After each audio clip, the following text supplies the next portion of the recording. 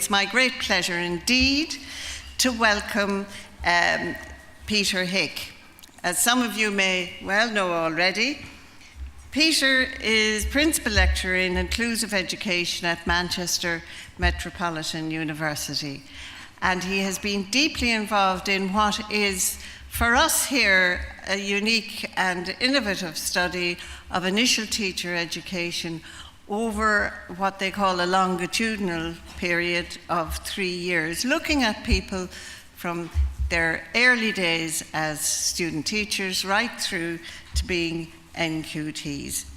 And he's going to present the results for part of the Initial Teacher Education for Inclusion project, which he's been working with colleagues from Manchester Metropolitan University, from the University College London, the Institute of Education in London, and of course, very importantly also, with University College Cork. So, Peter, I welcome you. Thank you.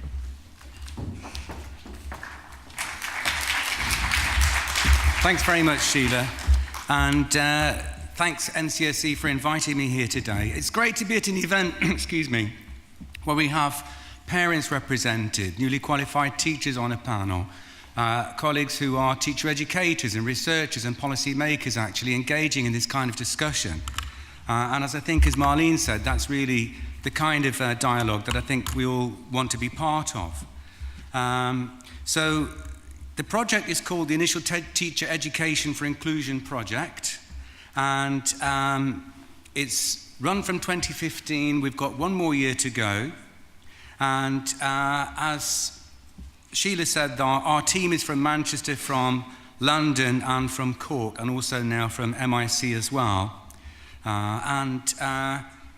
We really like to thank all of those who worked with us along the way, and particularly the NCSE and their advisory group, some of the members of which are here now, and some of the international experts who've given us advice, and all of those teacher educators and student teachers, school principals, newly qualified teachers and others who've given their time to share their views with us and their experiences during the project.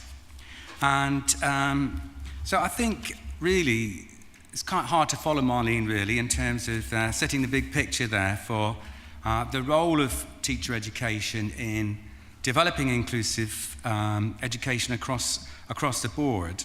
And I think she really made it clear how this is about inclusive teaching for all learners, not only those identified with particular special educational needs. So what I'd like to do today is just say something about the project that we've been engaging with, talk a little bit about, well, what do we mean by inclusive teaching with reference to a profile of inclusive teachers that we've been working with, share something with you about the data that we've been collecting and working on. So we've had the opportunity to look at the course documentation for the initial teacher education programs. We've had an opportunity to survey student teachers and to interview a sample, and likewise with our colleagues who are teacher educators, we've had an opportunity to survey some of their views and to interview a group of those as well, and then to try and pull some of that together. So this is really just the data from the first year of the project. The focus in the first year of the project was really about understanding, well, what is the experience of student teachers? And so the project is really, I think as Thomas has said earlier, it's following quite a significant moment really in the development of inclusive teaching in Ireland in particular, following the extension, reconceptualization and reaccreditation of initial teacher education programs, with the addition of mandatory content on inclusion, as well as a number of other additional elements around school experience and other high priority areas. So it's a very interesting moment for us, and it's a privilege really for us as researchers to be invited to share in learning something about that with you. I suppose in the past there's been an awful lot of studies where teacher educators have introduced an innovation around inclusive teaching within the curriculum of teacher education, and they've looked at the attitudes of student teachers, how it's influenced by that, so surveying student attitudes before and after introducing a new course and that kind of thing. And there's been a lot of that kind of work internationally, and we do know that initial teacher education programs can indeed influence the attitude of new teachers. So what we've had the opportunity here is really to then follow that through, look at a range of different perspectives and actually follow that through into the first couple of years of teaching. We think this is one of the first studies of its kind in Europe, particularly at the moment of system-wide reform. However, it's not, I think as Marlene and Thomas alluded earlier, it's not a simple, static, unilinear model of input and output. We're studying change in a changing situation. So whilst we're doing the study, a number of the teacher education providers are forming alliances or exploring mergers at various rates and phases to differing degrees. Likewise, in terms of the development of the provision to support the continuum of teacher education, we've talked earlier about the development of the DRICHI program, and so on and so forth. So there's a degree of complexity that I think is important to understand. It's really been part of the picture. So the kind of areas that the NCESC were particularly interested in was to understand, well, what are the components now of inclusive and special education in initial teacher education in Ireland following the reaccreditation process, and how well are these programs actually preparing new teachers to become more inclusive?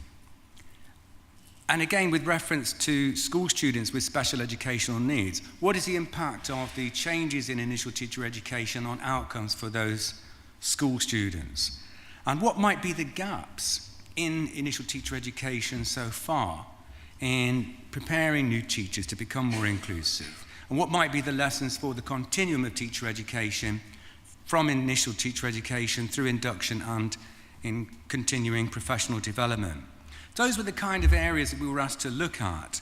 And clearly, you can see there's a movement, almost a tension really, between this narrower notion of inclusive education as particularly concerned with learners who may be identified as having special educational needs, and broader renderings of the term as concerned with diverse learners, albeit with a focus on those who may be more likely to be marginalised or excluded from opportunities for learning, but inclusive education as addressing all learners.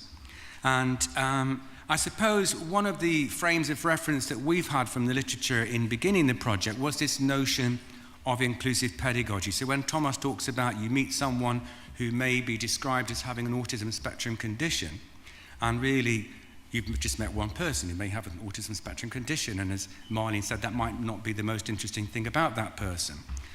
So really, in research terms, we've come to understand that there is not that much evidence really to support the assumption that children who are labelled or identified with particular categories of special educational need learn in fundamentally different ways. Is there really such a thing as a specialist pedagogy for particular categories of special educational need? There might be information that's useful to know, there might be strategies that are helpful to adopt or equipment that's useful to use, but really it's more helpful to talk about teaching generally inclusive pedagogy, if you like, as a way of thinking about reaching out to all learners and engaging all learners more effectively. And so we were asked to work with what Sheila referred to earlier, the European Agency for Special Needs and Inclusive Education, EASNI, it's a bit of a mouthful. They had a project for a number of years across Europe looking at teacher education for inclusion. And one of the things they produced was a profile of inclusive teachers. So rather than giving you a one-line definition of what is inclusive teaching, they developed a profile of inclusive teachers based on this work, and starting from what would be the core values that would inform teacher education for inclusive teachers. And those core values that they started from were the notion of valuing learner diversity, supporting all learners, working with others, and a commitment to continuing personal professional development. So I suppose you can see that some of these would be a traditional part of initial teacher education, such as continuing development and working with others. Some of them represent perhaps a newer focus on aspects of inclusive teaching, such as valuing learner diversity and supporting all learners. But this profile of inclusive teaching, starting from these core values, was not proposed as some kind of rigid orthodoxy against which we must all adopt and against which we must somehow be measured. It's something that we've been found very helpful as a research tool. And it's kind of something to adapt and work from in developing a dialogue, if you like. So to take the example of one of these core values, the notion of valuing learner diversity. So here they're referring to the notion that students' differences are actually a resource and an asset to education. And so within that core value you would have some broad areas of competence. It's not a sort of a tick list approach, but broadly speaking, your understandings or conceptions of inclusive education and how teachers are developing their views of differences between learners. So again, this notion that having diversity in the classroom is actually an asset rather than a problem. And if you like, challenging, in a sense, deterministic notions of ability. If you like, being open to the idea that children's capacities and their abilities are there to be developed and discovered rather than seen as pre-limited, if you like. So for each of those areas of competence, that would be broken down into quite a long list of attitudes and beliefs, knowledges and understandings, and skills and abilities. So I've just given you a couple of examples there from this area of competence on understanding inclusive education. So the attitudes and beliefs that might underpin that area of competence would be understanding that it's not enough to just be there in the classroom. It's about learners being able to participate in meaningful ways.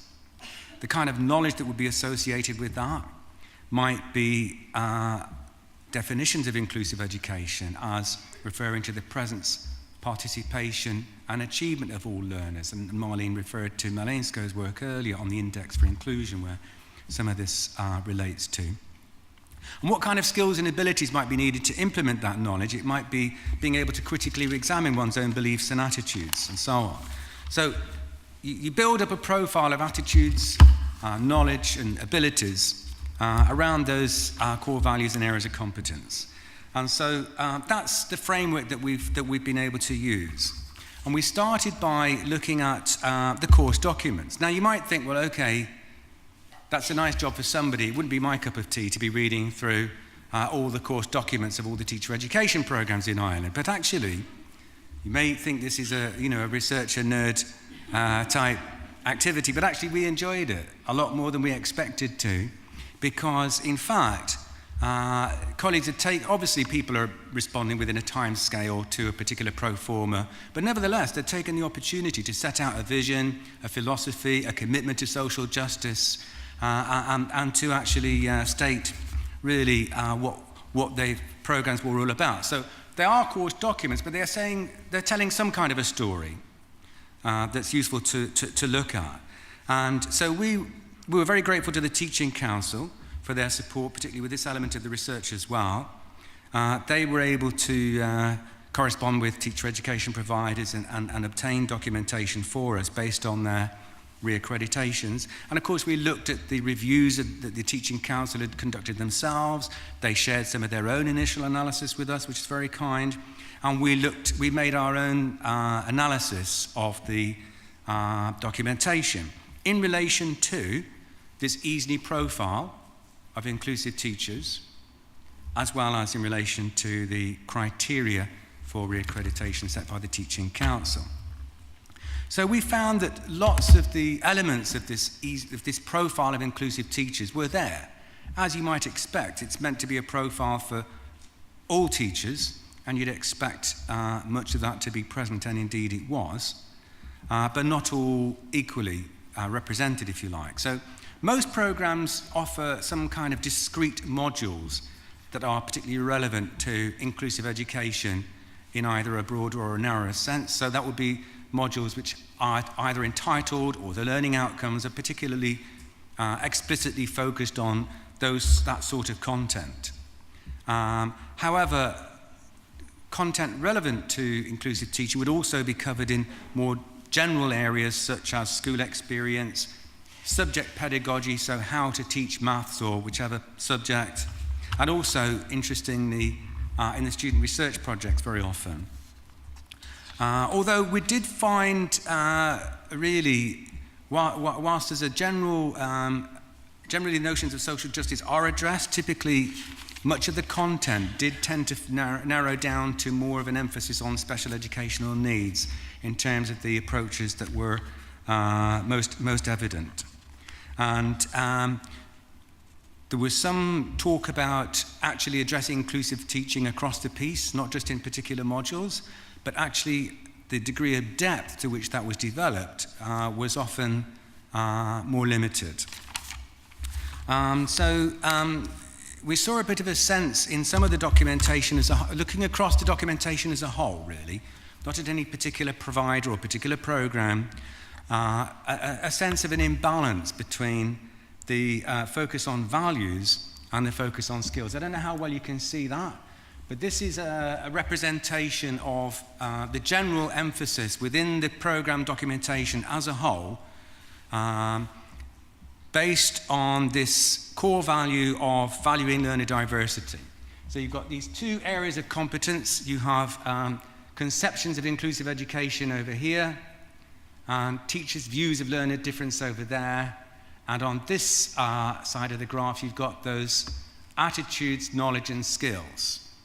So what you can see here is that in relation to understanding inclusive education, conceptions of inclusive education, there's a lot, the blue is a lot higher than the grey for those at the back. And that's suggesting that there's a lot more emphasis on the attitudes and beliefs required to understand inclusive education than there is on the skills and abilities required to implement those understandings of inclusive education. Now, this is not a quantitative measurement. That's a graphic illustration of a qualitative interpretation of the documentation, but it does seem to stand up as an issue that's reflected in other sources of data as well.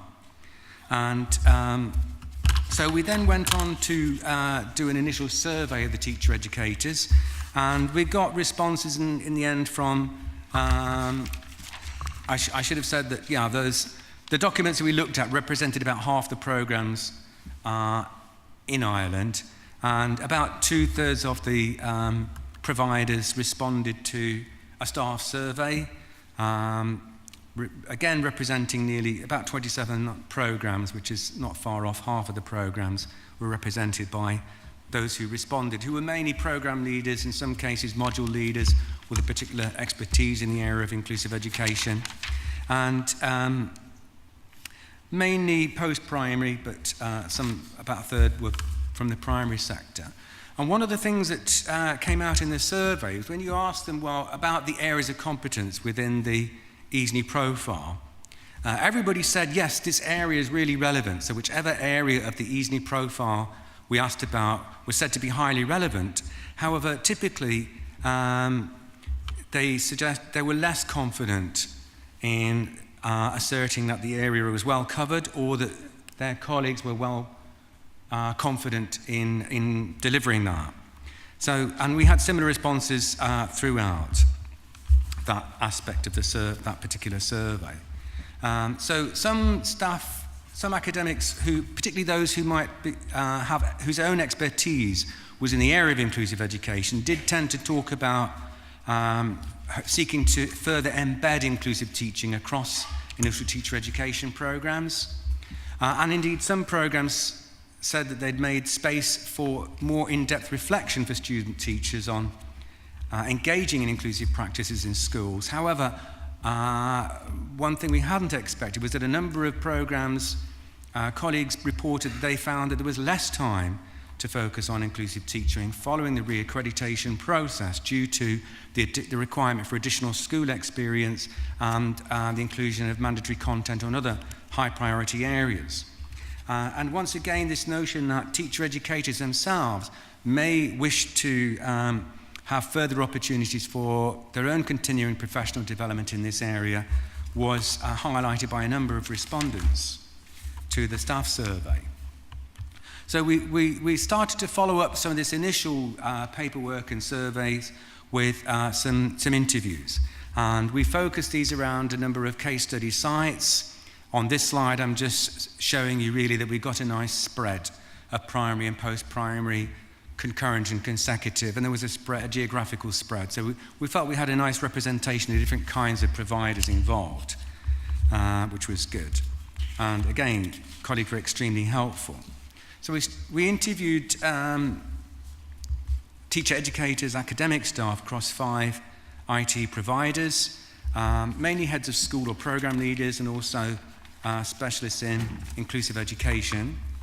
And surprise, surprise, they were very aware of the point Marlene raised earlier about this international phenomenon of, I suppose, a gap between school and college, that they thought the school experience were a key element of preparing new teachers for inclusive teaching.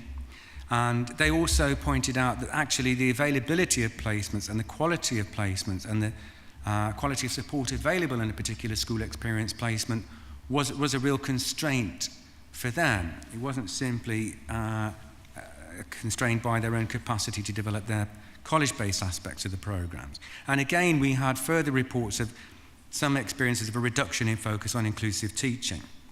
And again, as colleagues have mentioned earlier, how much of inclusive teaching content can you get into initial teacher education, and what bits fit better later on in the continuum of teacher education?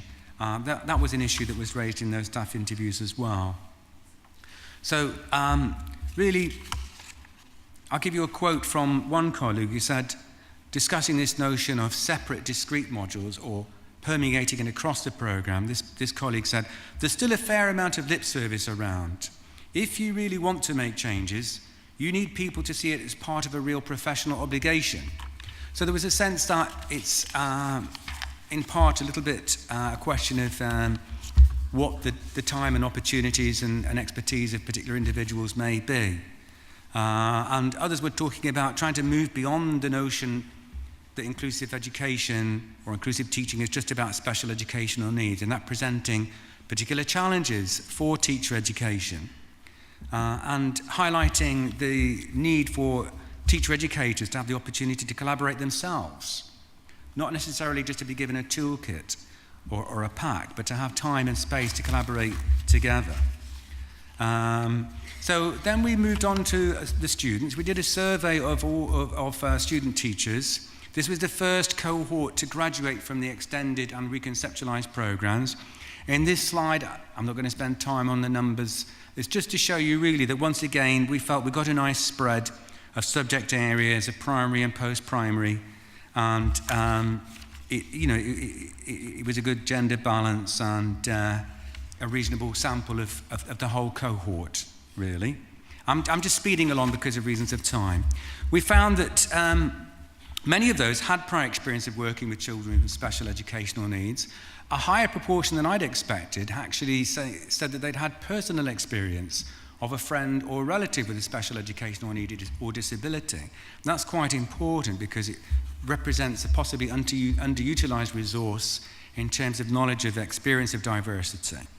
Only about 60% responded that they'd had significant or highly significant experience of teaching students with special educational needs on school placement during their initial teacher education. That was perhaps a bit lower than we might have expected.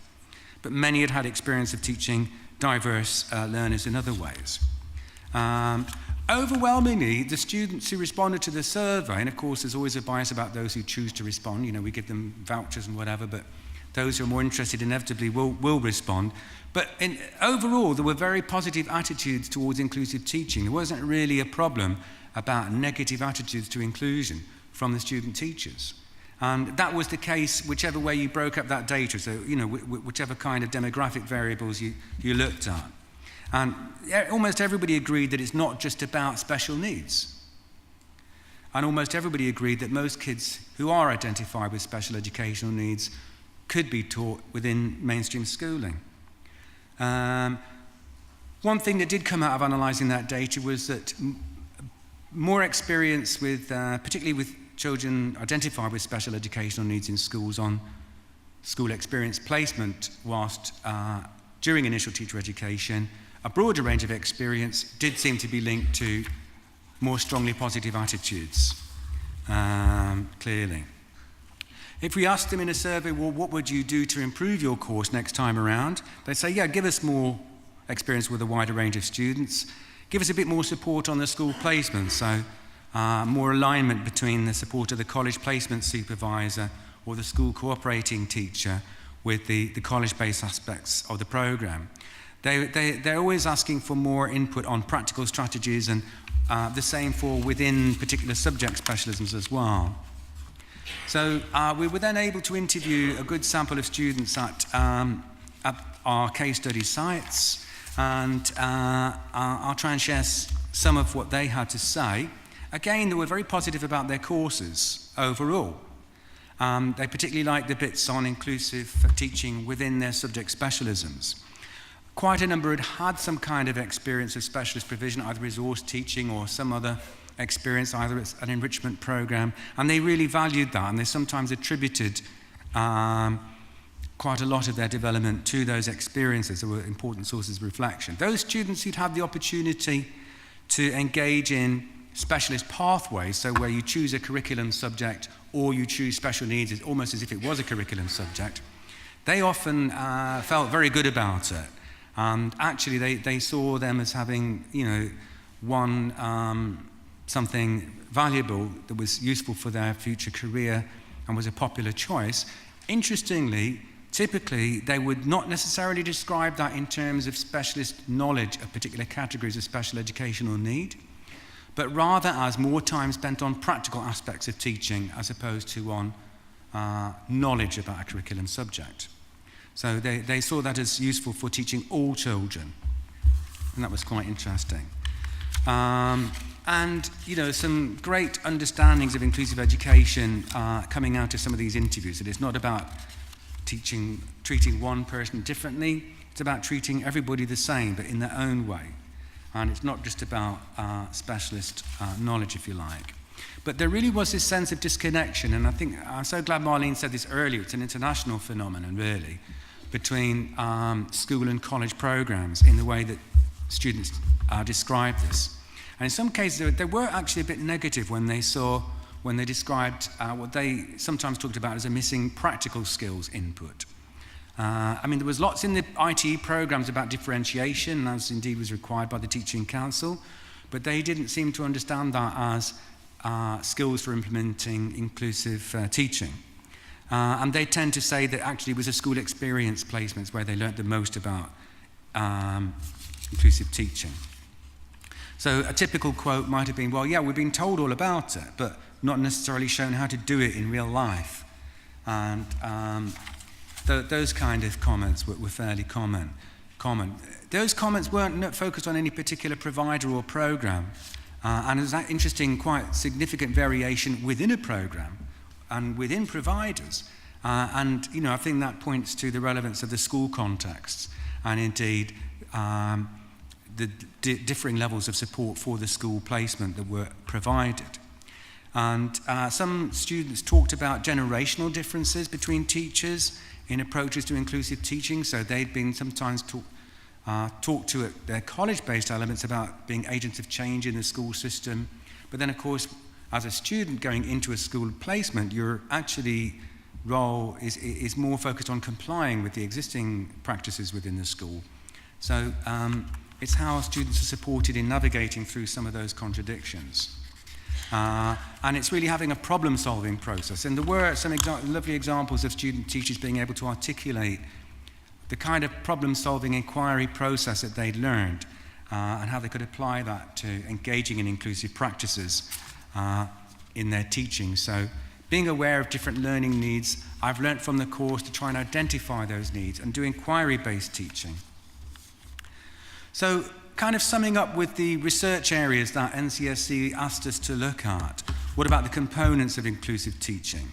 Well, generally discrete modules, but also across the piece.